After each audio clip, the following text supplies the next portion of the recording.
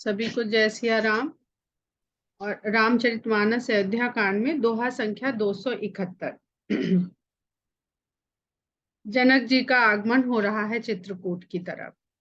गए अवधचर भरत गति बूझि देखि करतूति, चले चित्रकूट ही भरत चार चले तिरहूत। तो जनक जी ने मिथिला नगरी से अपने कुछ बहुत ही कुशल निपुण गुप्तचरों को अयोध्या भेजा और वहां से सारी खोज खबर लाके चुपचाप वहां से चले आने को निर्देश दिया।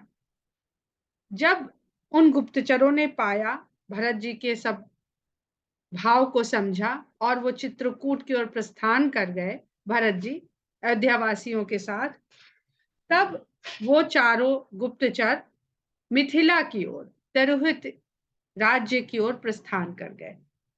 दूतन आई भरत कई करनी, जनक समाज जथा मति बरनी। देखिए, जो प्रसंग जो दृश्य हम लोग देखते हैं उसको अपने हिसाब से बताते हैं। जैसा का तैसा तो जो देख रहे हैं वो बताने वाले पर निर्भर करता है कि वो किस तरह से वहां की बात को बता रहा है। तो यही तुलसीदास जी यहाँ पर कह रहे हैं कि दूतन आई भरत की करनी। भरत के जो भी कृत्य दूतों ने अयोध्या में देखे, अनुभव किए, समझे, वो जनक के समाज में आके अपनी मति के अनुसार उनका वर्णन कर दिया। जैसा देखा था उस प्रकार अपनी बुद्धि से वर्णन कर दिया वहां पर। सुनि गुरु परिजन सचिव महीपति, भे सब सोच स्नेह बिकलति। जब उनके द्वारा बताई गई सारी बात को मिथिला में जनक जी ने, उनके सचिवों ने, उनके परिवार वालों ने और गुरुजनों ने सबने सुना, तो सभी सोच और स्नेह दोनों में बहुत अधिक पढ़कर व्याकुल हो गए। आप लोग समझ सकते हैं कि किस बात का दुख हुआ होगा और किस बात के लिए उनके मन में स्नेह पैदा हुआ होगा। धरि धीरज करि भरत बड़ाई। तो ये सारा प्रसंग सुना जो उनके लिए एकदम, कहते ना कि आघात लगाने वाला था। उसके बाद सुन के उन्होंने धीरज को धारण किया और भरत की प्रशंसा करी। जो बुरा हो गया उसको तो उन्होंने धीरज के साथ धारण करके उसको स्वीकार किया और प्रशंसा किसकी करी? भरत की प्रशंसा करी। लिए सुभट साहनी बुलाई और तुरंत ही अनेक घुड़सवारों और योद्धाओं को बुलवा भेजा। घरपुर देश राखी रखवारे, है गए रथ बहु जान संवारे। और घर नगर को कुशल रक्षकों के सुपुर्द करके, हाथी घोड़े रथों को सजा करके, दुघरी साधि चले तत्काला, किए विश्राम न मग महिपाला। 2 घड़ी का मुहूर्त त्याग करके तुरंत चल पड़े। बहुत समय नहीं वेस्ट किया मुहूर्त और इसमें, तत्काल वहां से चल पड़े। और राजा ने मार्ग में कहीं भी विश्राम नहीं किया। किए विश्राम न मग महिपाला, भोर ही आज नहाई प्रयागा, चले जम उतरन सब लागा। और आज ही भोर में प्रयाग पहुंच करके वहां स्नान कर लिया। और म्यूट कर दीजिए प्लीज। जो लोग भी अति व्यस्त रहते हैं वो म्यूट अवश्य किया करें। सभी के यहाँ कुछ ना कुछ ऐसी कार्य प्रणाली चलती रहती है, पर उससे बहुत अधिक में हमको अपने से ज्यादा वो साउंड सुनाई देने लगती है। दुघरी साधि चले तत्काला, किए विश्राम न मग महिपाला। भोर ही आज नहाई प्रयागा, चले जमुन उतरन सब लागा। आज भोर में ही प्रयाग में स्नान करके आगे बढ़े और यमुना के किनारे सब उतरने लगे, लगातार चलते जा रहे हैं। खबर लेन हम पठे ना था, तिन्ह कही अस महीनायो माथा। और वहां सब उतर रहे हैं और हमको ये सूचना देने के लिए हमको आगे भेज दिया है, ऐसा कह करके जो दूत चित्रकूट में पहुंचे थे उन्होंने धरती पर मस्तक नवा करके प्रणाम के साथ ये पूरा संदेशा वहां पर कह सुनाया। साथ की रात 6 सातक दिन है, मुनिबर तुरत विदा चर कीन्हे। अब जब मुनियों ने ये बात सुनी कि जनक जी पधारे हैं, इतने इतने लोगों के साथ पधारे हैं, तो उन्होंने तुरंत 6 7 भीलों को उन दूतों के साथ किया और तुरंत उनको विदा कर दिया। सुनत जनक आगमन सब हर्षेउ अवध समाज, रघुनंदन ही सकोच बड़, सोच बेबस सुरराज। राजा जनक का आगमन सुन करके अयोध्या का जो समाज था वो तो हर्षित हो गया, पर राम और संकोच में और सोच में पड़ गए, और देवताओं के राजा इंद्र भी सोच के वशीभूत हो गए। सोचते होंगे एक हर्डल पार करते हैं कि चलो इनसे काम नहीं बिगड़ा, तो दूसरा आ जाता है। अब पता नहीं है लड़की के माँ बाप हैं, ये कौन सा, किसी की लड़की को कष्ट दे दो तो फिर वो सब भूल जाता है कि तुम हमारे मान्य हो, हमने तुम्हारे पैर पूजे हैं। तब तक ही सारा मान रहता है जब तक उसकी लड़की को व्यक्ति सुख से रखता है। अगर उसको कष्ट देने लगे तो वो फिर कुछ भी रूप अपना धारण कर सकता है। तो इस कारण तो देवताओं के राजा डरने लगे। अयोध्यावासी क्यों हर्षित हो गए ये आगे पता चल जाएगा, पर राम संकोच में क्यों पड़ गए। ये राम जैसे संकोची व्यक्ति के लिए, जो इतना किसी के साथ भी खुल के कह नहीं पाते हैं अपने मन की बातें, वो कि सीता को किस प्रकार से जनकपुरी से लेकर के आए थे विवाह करके, क्या क्या वहां पर लोगों ने सोची होंगी, कल्पनाएं की होंगी सीता के जीवन के लिए, भविष्य के जीवन के लिए, और इस रूप में आएंगे तो स्वयं को दोषी पा रहे हैं राम सीता के लिए, कि उसके घर वाले जब इस स्थिति में देखेंगे तो मैं कैसे सामना करूंगा। पति पत्नी का आपसी समझौता या आपसी जो समझ है वो एक जगह, पर जो परिवार है, जो बिरादरी है, जो रिश्ते नातेदार हैं, सबको कहां तक बात समझाई जाएगी। गरई गलानी कुटिल कह कही, काहि कहे कही दूषण दे। और सबसे ज्यादा विकट परिस्थिति में कैकई है, जो अपनी कुटिलता के कारण ग्लानि से गली जा रही है। काहि कहे कही दोष, क्या कहे और किसको दोष दे। असमन आनि मुदित नर नारी, भयो बहोरी रहब दिन जारी।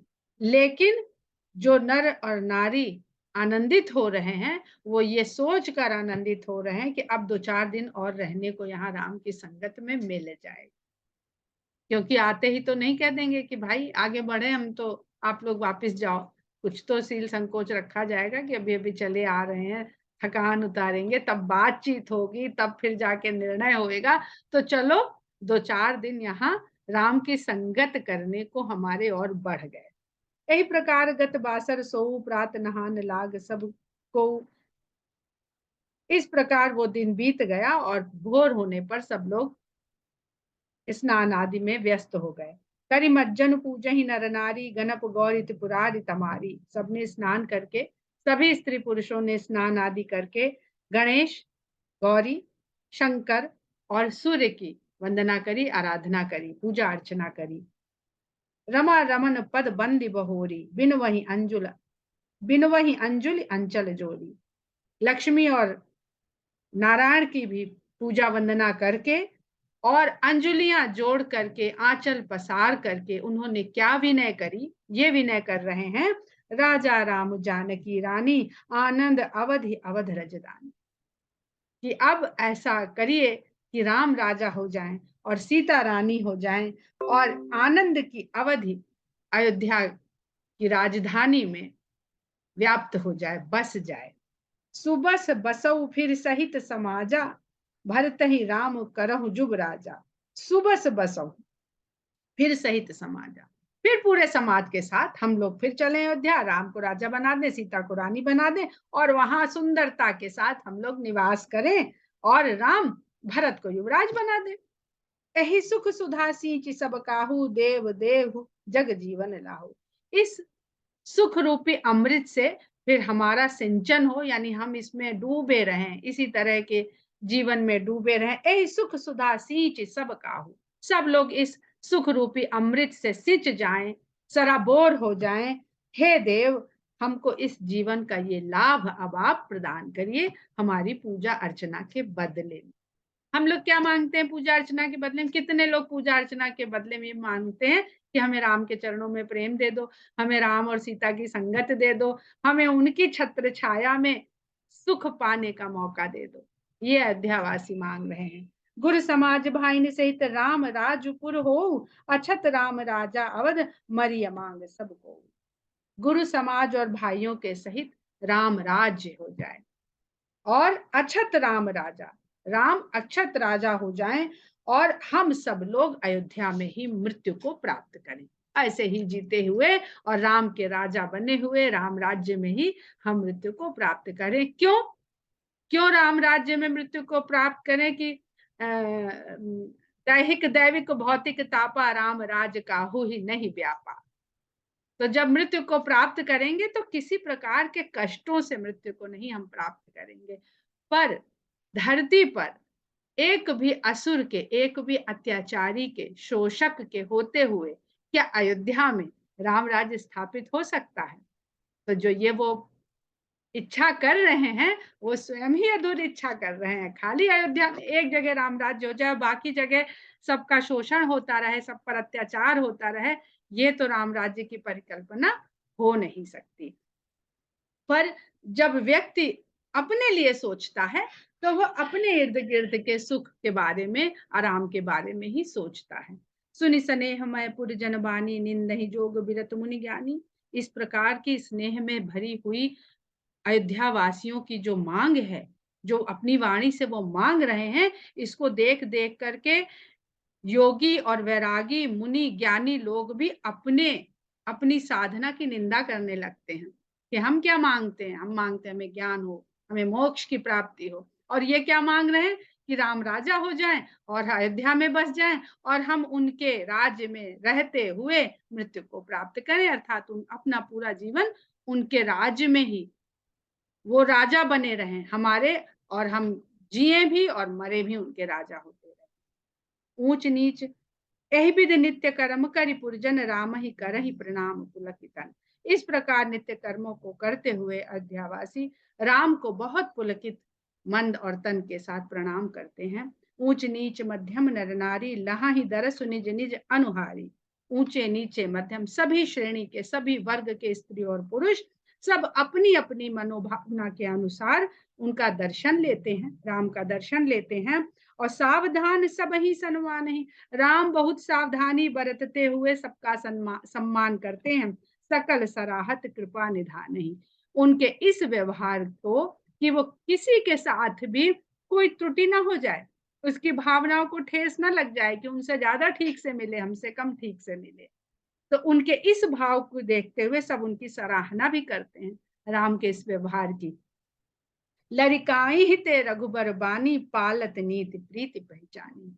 क्योंकि उनको लड़कपन से ही अयोध्या वासियों ने देखा है कि वो प्रीति की नीति को पहचान कर किस प्रकार उसका संबंध का निर्वहन करते हैं। सील सकोच सिंधु रघुराऊ, सुमुख सुलोचन सरल स्वभाव। क्योंकि राम शील संकोच के समुद्र हैं, वो अपने किसी के साथ व्यवहार करने में बहुत ध्यान रखते हैं कि क्या हमारी किसके साथ किस तरह का हमारा बर्ताव है। सुमुख सुलोचन सरल स्वभाव, वो सुंदर मुख वाले हैं, सुंदर नेत्र वाले और सरल स्वभाव वाले हैं। कहत राम गुण गण अनुरागे, सब निज भाग सराहन लागे। इस प्रकार राम के गुणों का वर्णन करते हुए, उनके प्यार में डूबते हुए सब अपने अपने भाग्य को सराह रहे हैं। क्यों? क्योंकि जो भी राम को मिलने जाता है उसे लगता है कि अच्छा ये हमें पर्सनली जानते हैं। इस तरह से राम उनसे भेंट करते हैं कि वो भीड़ की तरह से नहीं मिलते हैं कि अच्छा भाई हाँ नमस्कार कर दिया, प्रणाम कर दिया, ऐसे ऐसे कर दिया। हर व्यक्ति को ऐसा अनुभव कराते हैं कि वो उसे पर्सनली जानते हैं। तो हम सम पुण्य पुंज जग थोरे, जिन्हीं राम जानत करि मोरे। और वो अपनी अपनी सराहना करने लगता है वो व्यक्ति कि हमारे समान पुण्यवान तो इस संसार में बहुत थोड़े लोग होंगे जिन्हीं राम, जिनको राम अपना जानते कि ये सब मेरे अपने। तो राम इसीलिए देखिए, राम के लिए ही कहा जाता है मेरे राम या अपने अपने राम। और किसी भगवान के जो रूप है उनके लिए नहीं कहा जाता है, क्योंकि राम जो है सबको अपने लगते हैं, सब अपने अनुसार राम को अपना बनाते हैं, अपने अनुसार उनको गाते हैं, बनाते हैं, संबंध बनाते हैं। प्रेम मगन तेहि समय सब सुनी आवत मिथिलेश, सहित सभा संभ्रम उठे रवि कुल कमल दिनेश। उसी समय सब लोग प्रेम में मग्न हैं तो पता चलता है कि मिथिलापति पधार रहे हैं और सहित सभा संभ्रम उठे रविकुल कमल दिनेश। सूर्यवंश के कमल के समान राम अपनी पूरी सभा के सहित उनकी अगवानी करने के लिए उठ खड़े होते हैं। भाई सचिव गुरुपुर जन साथा आगे गमन कीन रघुनाथा। भाई मंत्रियों गुरुओं और नगरवासियों को साथ लेकर के आगे गमन, राम आगे बढ़ के मिथिलापति का स्वागत करने को आते हैं। गिरबर दीख जनकपत जबहि कर प्रणाम रथ त्यागे हूं तबहि। और उधर मिथिलापति ने जैसे ही चित्रकूट के पर्वत का दर्शन किया, उन्होंने भी रथ को त्याग दिया और प्रणाम करके आगे बढ़ने लगे। राम दरस लालसा उछाहू, राम के दर्शन के लालसा से उनका मन भी उत्साहित हो रहा है, उत्साह से भर रहा है। पथ श्रम लेसु कलेसु न काहू, किसी को भी रास्ते की थकान और किसी लेश मात्र भी क्लेश नहीं है। जो सब सुना के आए हैं, कैसी भी स्थिति हो, कैसी भी परिस्थिति हो, राम का ध्यान ही हमें सब तरह के श्रम और क्लेश से मुक्त करने में सफल होता है। वो उसी के ध्यान में, नाम में ही ये ताकत है कि वो हमें श्रम और क्लेश से मुक्त कर सकता है। मन तह जहाँ रघुबर, बहुत सुंदर तुलसीदास जी ने ये चौपाई लिखी है। मन तह जहाँ रघुबर बैदेही, बिनु मन तन दुख सुख सुधि के ही। क्यों क्यों उनको कोई भी श्रम और कोई भी क्लेश नहीं हो रहा है? क्योंकि उनका मन तो वहां है जहां राम और सीता है। और बिना मन के तन को भला सुख दुख का कोई बोध होता है? मन के हारे हार है, मन के जीते जी। तो मन ही हमें बोध कराता है कि हम दुखी हैं या हम खुश हैं। और अगर मन को राम और सीता के ऊपर लगा दिया गया तो वो तो वहां लगा है, वहां मगन है। तो अब इस तन के, इस जीवन के दुख सुख का बोध कौन कराए? आवत जनक चले यही भांति, सहित समाज प्रेम मति माती। और जनक आश्रम की ओर बढ़ रहे हैं इस प्रकार पूरे समाज के साथ, जैसे सब प्रेम में मतवाले हो गए हैं। आए निकट देखी अनुरागे, सादर मिलन परस्पर लागे। और पास पहुंचते ही उन लोगों का प्रेम इस प्रकार से उमड़ा कि सब आपस में आदर सहित एक दूसरे से भेंट करने लगे। लगे जनक मुनि जन पद बंदन, ऋषि ने प्रणाम कीन रघुनंदन। लगे जनक, जनक जी ने मुनियों की पद वंदना करी और रामचंद्र जी ने मिथिला से आए हुए ऋषियों को प्रणाम किया। सबसे पहले सब एक दूसरे के गुरुजनों को, मुनि जनों को प्रणाम कर रहे हैं, वंदना कर रहे हैं। भाई ने सहित रामो मिले राजही, फिर भाइयों के सहित राम ने राजा जनक से भेंट करी। चले लवाई समेत समाज जही, और फिर उनको लिवा करके समाज सहित चल पड़े आश्रम की ओर। आश्रम सागर शांत रस, पूरन पावन ना पाथु, सेन मनहु करुणा सरित लिए जाहि रघुनाथ। आश्रम में शांत रस का समुद्र मान जान पड़ता है। अयोध्यावासी वहां पर आके टिक चुके हैं, वहां शांति व्याप्त हो गई है, क्योंकि सब राम के आश्रम में राम के शरणागत हो गए हैं, तो शांति को प्राप्त कर चुके हैं। परंतु राम जो ये जनक, राजा जनक के साथ जो मिथिला का समाज लेकर के चले जा रहे हैं, ये ऐसा लग रहा है कि दुख की नदी अब आश्रम की ओर बहती हुई जा रही है। बोरित ज्ञान बिरा, अब ये जो नदी बह रही है वो उसका किस तरह का स्वरूप है? बोरित ज्ञान विराग करारे, बचन सशोक मिलत नदनारे। ये जो करुणा की नदी बह रही है आश्रम की ओर, ये ज्ञान और वैराग्य के किनारों को डुबोती चल रही है। कोई ज्ञान और वैराग्य की बात नहीं कर रहा, सब शोक में डूबे हुए हैं। और जो आपस में शोकाकुल बात हो रही है एक दूसरे से, वो और बढ़ोतरी कर रही है उस करुणा की नदी में। वो नदी, छोटे छोटे नद और नाले हैं जो इस करुणा की नदी में बढ़ते जा रहे हैं, उसको और वृद्धि प्रदान कर रहे हैं। सोच उसास समीर तरंगा, धीरज तट तरुबर कर भंगा। और जो इस शोक में गहरी गहरी उसासे लोग ले रहे हैं, वो ऐसी पवन है जो इस शोकाकुल नदी की लहरों को और उछाल देती है। और इस उछाल से जो धीरज रूपी वृक्ष हैं, वो भी ये करुणा रूपी नदी अब डुबोती हुई अपने साथ उखाड़े लिए चली जा रही। अर्थात किस किस तरह के भाव से मनुष्य का शोक में धीरज टूटता है, ज्ञान छूटता है, वैराग्य छूटता है। सबको सब पता होता है कि यहाँ कोई जीवन भर के लिए नहीं आया है, जो आया है वो एक दिन जाएगा। तब भी जब शोक में डूब जाता है तो किस प्रकार ज्ञान, वैराग्य, धीरज, ये सब आदमी का साथ छोड़ देने लगते हैं। विषम विषाद तोरावती धारा, भय भ्रम भमर अबर्त अपारा। और यही विषम विषाद, ये जो दुख है, यही इस नदी की धाराओं को जैसे तोड़ देता है, सब तोड़ के बाढ़ के रूप में बहा ले जाना चाहती है। ऐसी धारा शोक की बन गई है। और जो भ्रम रूपी भय है, जो भ्रम के कारण ही तो दुख होता है, जो हमें दिख रहा है वही सत्य है, इसलिए हम भ्रम में पड़ जाते हैं और इसलिए हम सुख दुख का अनुभव करने लगते हैं। तो जो भ्रम रूपी भय है, वही उसके अनेक भवन है इस नदी में, कि बचना तो दूर है, स्वयं ही अपनी ही नदी में सब डूबे जा रहे हैं। अपने ही दुख की नदी के भंवर में स्वयं ही डूबने के साधन बनाए ले रहे हैं। केवट बुध विद्या बड़ी नावा, सकहि न खेई ऐक नहीं आवा। पर इस शोक की जो नदी है, इसमें जो पार उतारने के लिए है, विद्या रूपी नाव ही बड़ी नाव। विद्या जो ईश्वर को जानने का माध्यम बने, साधन बने, वो विद्या। और जो उससे दूर करे, वो अविद्या। विद्या अविद्या का बस एक ही अर्थ है।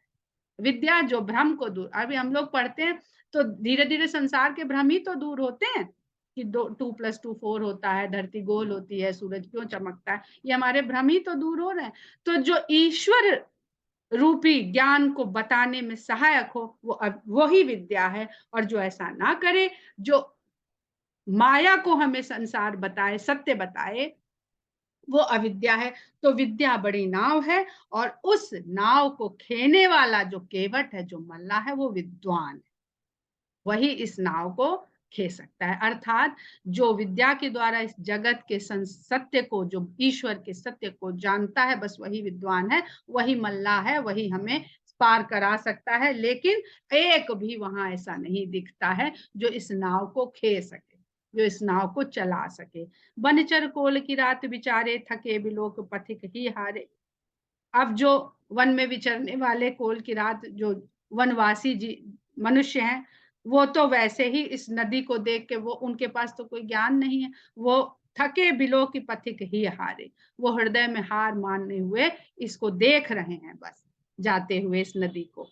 आश्रम उदधि मिली जब जाई, और ये नदी बहते बहते जब आश्रम के समुद्र में जाकर के मिलती है, मन उठे अम्बुधि अकुलाई। तो जिस तेजी से ये वहां पर गिरती है उस समुद्र में, तो उस शांत रस वाले समुद्र में भी हलचल पैदा कर देती है, और वो समुद्र भी, शांत समुद्र भी अकुला उठता है। अर्थात जब मिथिला के सारे परिवार वाले जन अयोध्या वासियों से मिलते हैं, तो फिर से एक बार जो रो रा के वशिष्ठ मुनि और मुनियों के बताने से शांति को प्राप्त कर चुके थे, वो फिर उसी दुख में, उसी शोक में डूब जाते हैं, और फिर सब तरफ विलाप का स्वर गूंजने लगता है। शोक बिकल दो राज समाजा, रहा न ज्ञान न धीरज लाचा। और दोनों ही राज समाज शोक में व्याकुल हो गए, न किसी को ज्ञान रह गया, न किसी को धैर्य रह गया, और न किसी को लज्जा रह गई। सब भुला करके शोक में इस प्रकार व्याप्त हो गए कि सब विलाप करने लगे। भूप रूप गुणशील सराही, रोवहि शोक सिंधु अवगाही। राजा के रूप गुण शील की सराहना करते हुए सभी रोते हुए शोक के समुद्र में डूब गए। राजा दशरथ के गुणों का बखान करते हुए फिर से सब शोक में डूब गए और विलाप करने लगे, रोने लगे।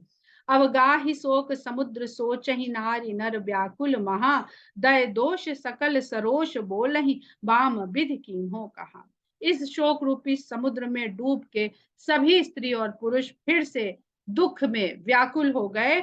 और दुख और क्रोध, आदमी को क्रोध कब आता है?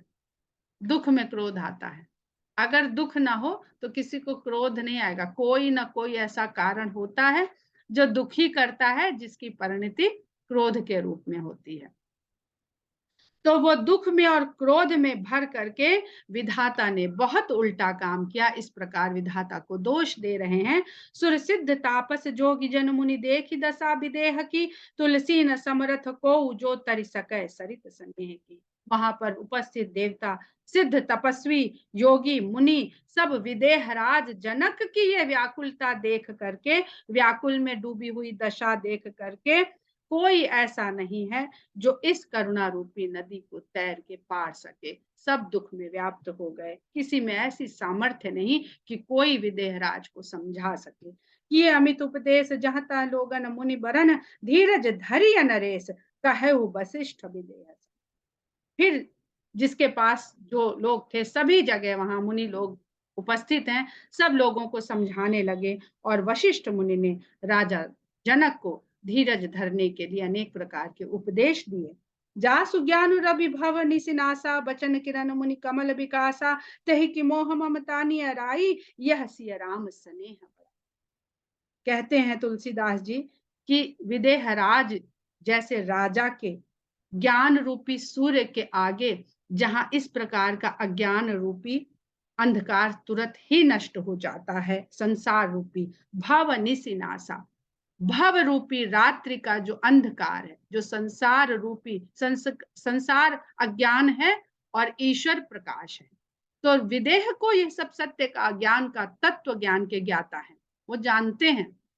वो भी इस प्रकार दुख में पड़ गए हैं, जिनके वचन किरण मुनि कमल विकासा, जिनके वचनों से मुनि रूपी कमल खिल जाते हैं, अर्थात जिनकी बातें मुनियों को भी ज्ञान देने वाली है, जो इसी में लगे हुए हैं, वो भी राजा जनक के वचनों को सुनकर के ज्ञान प्राप्त कर लेते हैं। तेहि की मोह ममता नियर आई, ऐसे व्यक्ति को भी मोह रूपी ममता उसके निकट आ सकती है क्या? ये तो सीता और राम के प्रति जो उनका स्नेह है, वही उन्हें ये बड़ाई दिला रहा है कि वो राजा दशरथ के शोक में डूबे हुए लग रहे हैं और एक साधारण मनुष्य की भांति विलाप कर रहे हैं। विषयी साधक सिद्ध सयाने, त्रिविध जीव जग वेद बखाने, राम स्नेह सरस मन जासु, साधु सभा बड़ आदर दासु।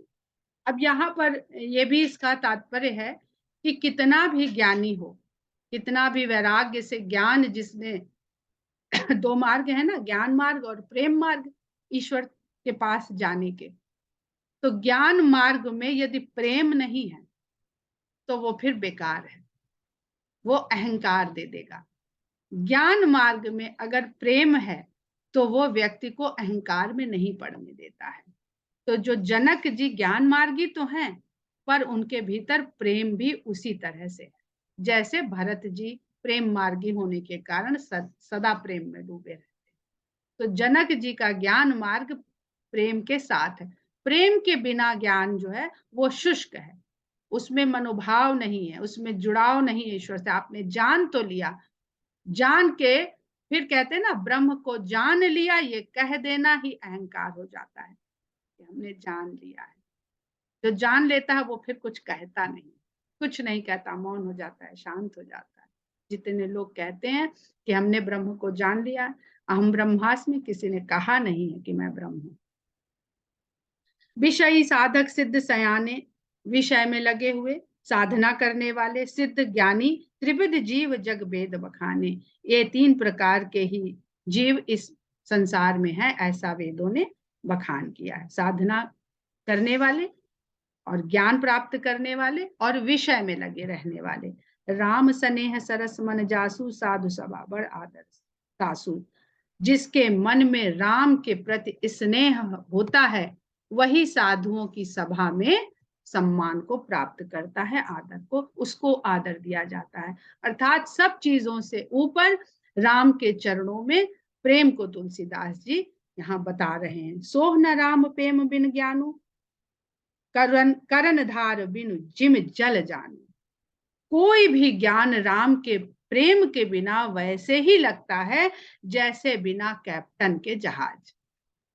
कर्णधार, उस जहाज को चलाने वाला कोई नहीं है, जहाज तो बहुत बड़ा सा खड़ा हुआ है। मुनि बहुविध विदेहु समझाए, राम घाट सब लोग नहाए। मुनि ने अनेक प्रकार से राजा विदेह को समझाया और फिर राम घाट में सब लोगों ने स्नान किया, अर्थात राम के निकट आकर के सबने शांति का अनुभव किया। सकल शोक संकुल नर नारी, सो बासर बीते। सारा ही समाज स्त्री पुरुषों से भरा हुआ शोक में व्याप्त रहा और वह दिन बिना जल पिए बीत गया। पशु खग मृगन प्रिय परिजन कर कौन विचारू।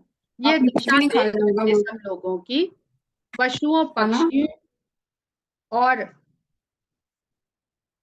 पशु खग मृगन पशु पक्षी और मृगों तक ने कोई भी आहार ग्रहण नहीं किया, तो परिवार के प्रियजनों की क्या बात करी जाए, क्या विचार किया जाए कि किसने क्या खाया कि नहीं खाया। दो समाज निम राजू रघुराज नहाने प्रात, बैठे सब बट बिटप तर, मन मलिन किस गात। दोनों ही समाज, राजा जनक, निमि का, राजा जनक के पूर्वज राजा निमि थे, तो निमि के वंशज राजा जनक और रघु के वंशज राम, दोनों ही अपने अपने पूरे समाज के साथ अगले दिन प्रातःकाल स्नान करके वट वृक्ष के नीचे बैठ गए। मन मलिन कृषगात, सभी के शरीर दुबले और मन बुझे हुए दिखाई दे रहे हैं। समय हो गया है और हम लोग यहीं पर आज की कथा को विराम देते हैं। जय सिया राम।